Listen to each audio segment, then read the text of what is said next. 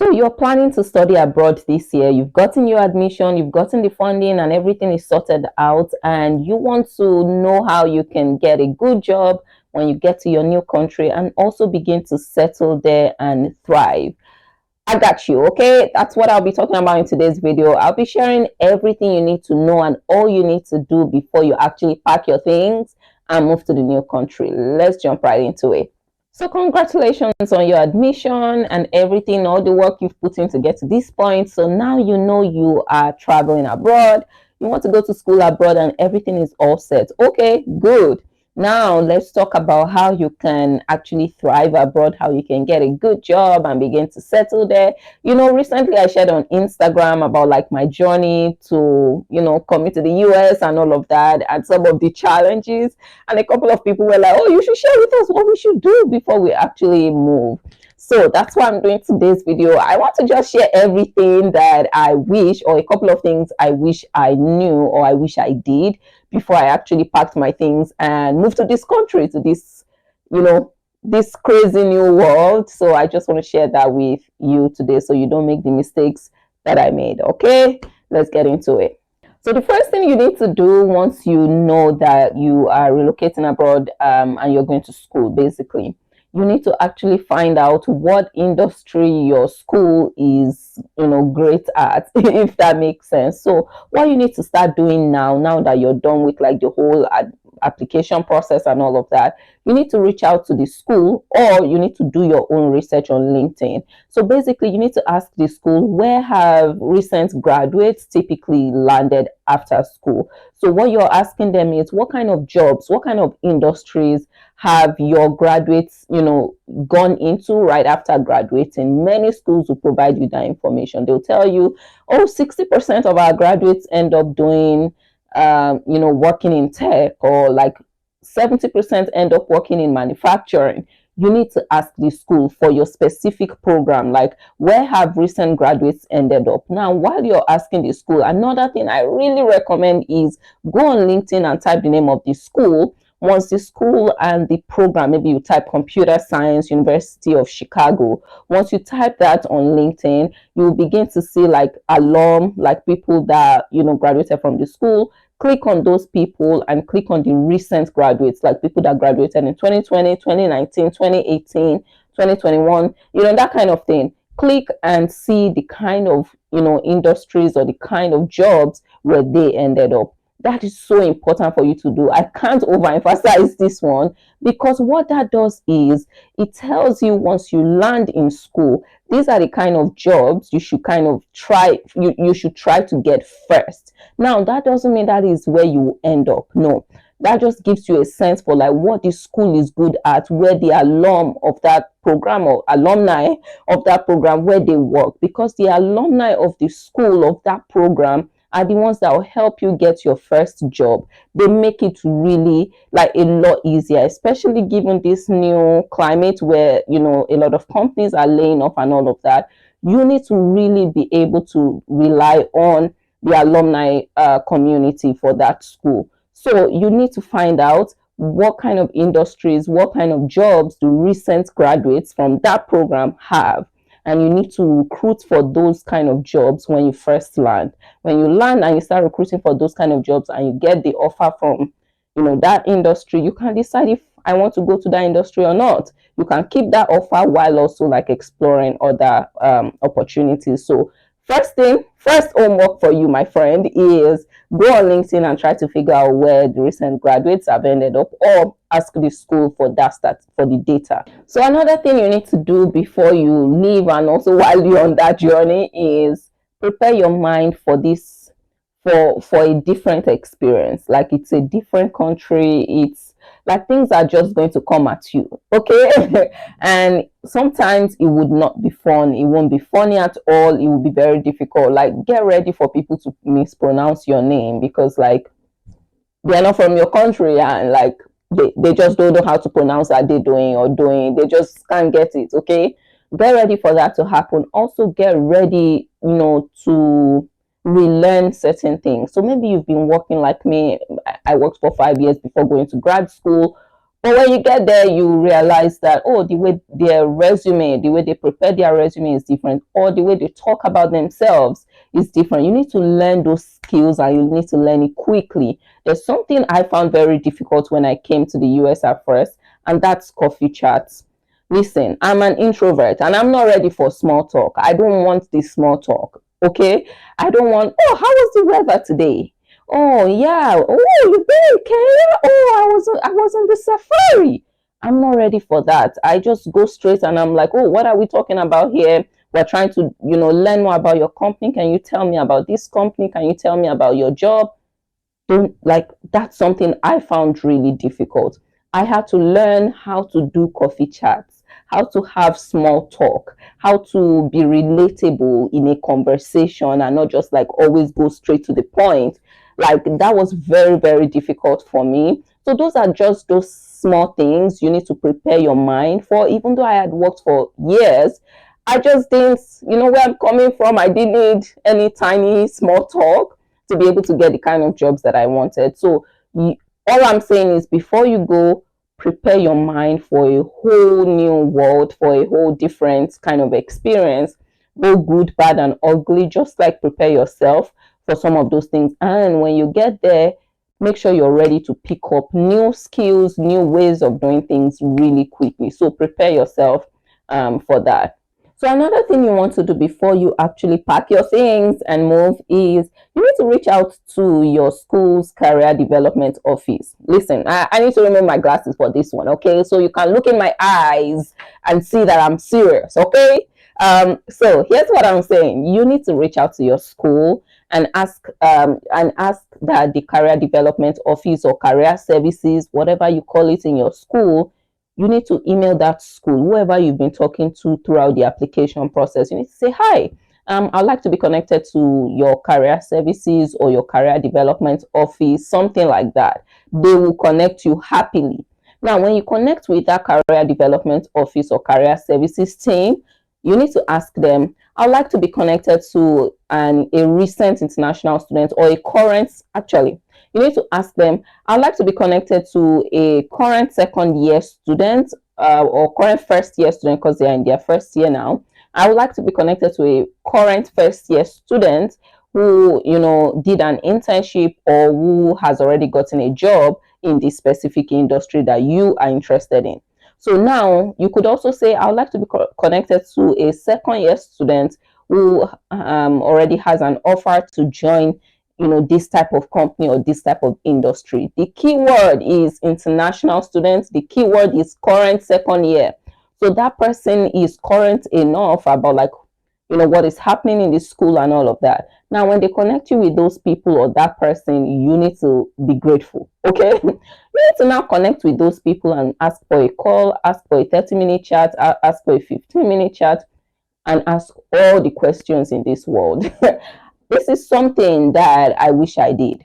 Okay, a couple of students actually reached out to me after I got my admission and I accepted the offer. They reached out to introduce themselves. For me, novice, I didn't even know I was supposed to follow up and have conversations with them. Don't make that mistake.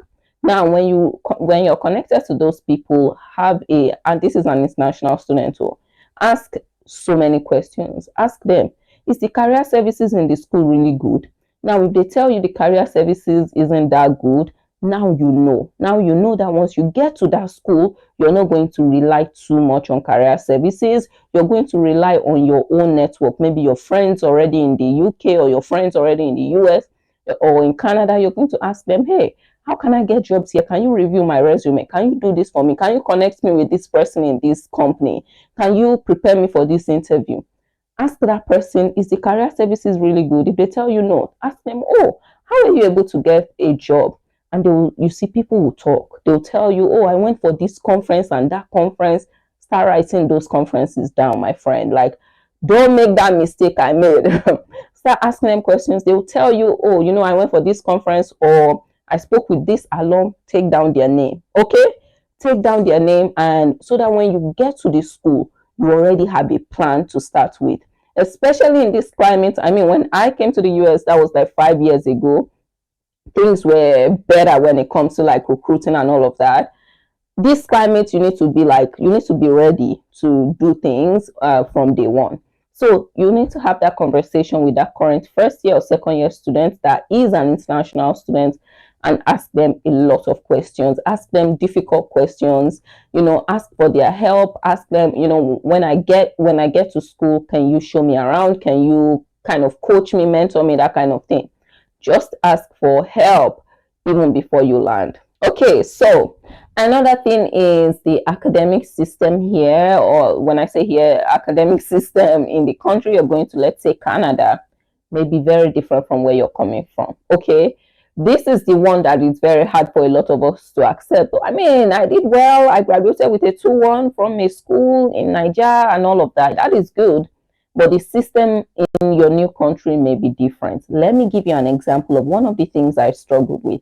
When I was in Unilag, there were a lot of group work, but it wasn't like 70% of the entire 100 marks. You get what I'm saying? I could get away with not having the highest group work scores. But when I got here, my program in the US was very teams and group heavy. So by the time we're taking the exam, we've already completed like like 70% of the entire score or grade. So what that means is throughout the semester, we did a lot of group work, group assignments, group this, and that system was just different. Because if you have terrible group members and you don't know how to rally them and make sure you guys do all you can, again, you don't even know these people, they are new, you've never seen them before, this is a new country for you. If you're in a group where people aren't like putting in all the work and doing everything, you could actually fail that course easily. When I was studying in Nigeria, the exams were like 60-70% of the entire score. When I did my program in the US, the exam sometimes was 30%. Can you believe that? So 70% was all those assignments and group work you've been doing. So one thing you need to do before you go to school abroad is you need to be ready to relearn. Like, you need to be ready to adjust to a new academic system. If that country, I mean, if you're going from Nigeria to the UK, I don't think it will be too different for you. But if you're going to Nigeria to, say, Canada, it may be quite different for you. It may be quite different if you're going to the US as well. But the UK might be different. So comments, educate me. I'm learning every day. So put a comment below just to tell me how your experience was when you were in the UK, or if you're still in the UK studying. Now, my point is, get ready to adjust to a new academic system. If you need to read the curriculum at the beginning of the semester and see, where are the marks? Sometimes, let me tell you another thing that I struggled with when I came to the US. Talking in the class. I did not realize on time that every single class where I raised my hand and, gave an opinion or talked or asked a question, there were participation points. Every time I spoke, it was like 5 points or something.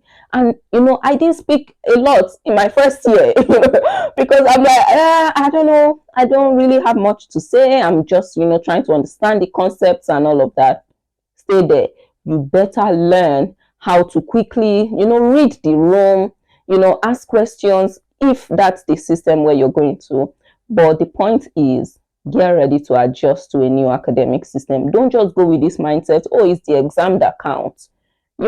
Sometimes it's not the exam that counts. It's all those 20 marks assignments or group work. So know the system you're going into. Ask questions even before you start the program, because it may be too late. A lot of people coming from different countries that were doing well academically in their country, when they come here, sometimes they don't tell you back home. They don't tell you. But I'm telling you from experience that a lot of them struggle. I struggled a lot too when I first came here, because it was a lot of like adjustments, and I didn't adjust on time, because for the first semester I didn't even know what was going on. So that's another thing you need to get ready for. And speaking of academics, here you need to learn to ask for help. Whenever you don't understand a concept, or whenever you are sick and you can't make a test or class or submit an assignment, email your professor. Always, always, always ask for help. Those are the things I didn't do. I never emailed a professor in my first semester. I never stayed back after class to go chat with a professor. I never did those things. I didn't care because that's not what I was used to. When I was in Nigeria studying, what are you going to email your professor for? What are you going to your professor's office for? That was like, you didn't have any business doing that. But here, you need to learn how to do some of those things. So, all of that to say, get ready to adjust to a new academic system and be prepared to like learn quickly, and adjust to that new way of learning. Okay, so another one, this is probably the most important one, is spend time, my friend, spend time on the immigration stuff. I hate immigration in this country. I hate a couple of things in this country: immigration, insurance, tax, I think. But those things are so complex in the United States. But even if you're going to Canada or you're going to the UK, this one is the most important thing you can do. Understand immigration, understand what you would do that will make them, is the word cancel your student visa, for instance. There are certain things you would do that will make the country say, hey, withdraw your visa, for instance. So an example is, as a student, you can't work more than 20 hours. So one of the things you need to understand is, like, how do they track the 20 hours? How would they know for sure? If you are not sure, don't go 1 hour beyond that 20 hours. So you need to study immigration. You need to study like some of the immigration laws that relate to like you being an international student, and really understand what you need to do. I made one mistake with dates here that cost me so much. It cost me time, it cost me tears, it cost me, I will explain at some point, but one small mistake, like you should apply for this thing maybe before 30 days before this expires, and I think I didn't remember until maybe a day after it expired. Just that one day, it cost me so much. Please, like, I can't beg you enough, spend time understanding immigration stuff. And I'm not talking about even like applying for permanent residency or whatever like that. I'm talking about even just students. Oh, that's my microphone. I'm talking about even just like students, student visa related laws. Please study it. Like, study, like, just make sure you understand. If you don't understand something, ask other international students that have been in the country longer. Just do all you can. Like, it could cost you so much. Yeah, at some point let me just give you one small hint. I think I would have had to leave the US within 30 days. Like, it was a messy time in my life. Let me just put it that way. And it wasn't good. So all I'll say is, make sure you understand the conditions for your student visa or your study visa, and understand the laws. So, the laws related to your study visa. Please, please, please, this is the one thing I think you should absolutely do. Now that you figured out admission, application, and all of that, spend some time understanding the laws related to like your study visa, student visa, what date you need to do what, under what conditions, and then what will make you go against these rules and all of that. And sometimes they are just innocent things that you did, or you didn't know will count against you. So please spend some time understanding immigration. Okay, my friend, I am really rooting for you. My goal is not just that you get into grad school. My goal is that you get into grad school, but you also thrive in grad school and you achieve your goal for putting in all that work to go to school. And so, like, if you have anything to add, maybe you've studied abroad and you can relate to some of these things I've talked about in today's video, please let me know in the comments, and also share more tips for some of us that are just starting this journey. Please share more tips, what you wish you knew when you were going to school last year or 2 years ago or 5 years ago or 10 years ago. Please share in the comments. And also, you that you're just going to school, you're just starting this journey, ask as many questions in the comment section. Let us help answer some of those questions. I hope you found today's video helpful. Let me know if you want me to do more videos like this where I share my experience, and I look forward to seeing you in my next video.